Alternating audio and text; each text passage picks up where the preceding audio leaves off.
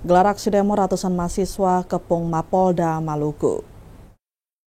Ratusan massa aksi dari berbagai elemen mahasiswa di Ambon hari ini membanjiri jalanan kota dan mengepung markas kepolisian daerah atau Mapolda Maluku.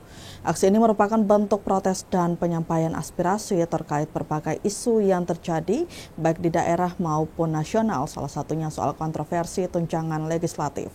Aksi dimulai dengan long march dari jalan kaki yang dilakukan oleh para mahasiswa.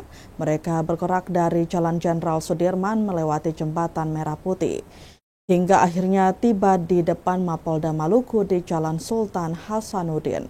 Sepanjang perjalanan, massa aksi menyuarakan tuntutan mereka, menarik perhatian warga dan pengguna jalan. Diberitakan sebelumnya, Polda Maluku telah menyiapkan pengamanan maksimal.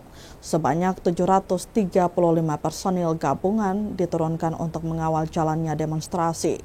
Kekuatan ini terdiri dari 360 personil Polda Maluku, 315 personil Polresta Ambon, dan 60 personil Bantuan Kendali Operasi atau BKO TNI.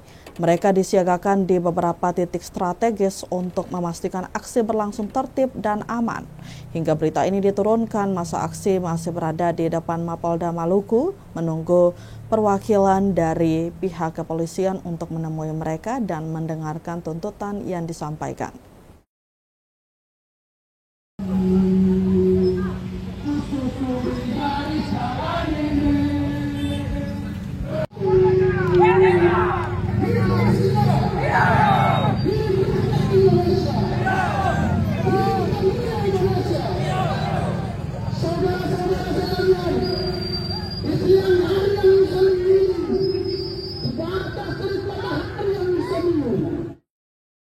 Download Tribun X sekarang, menghadirkan lokal menjadi Indonesia.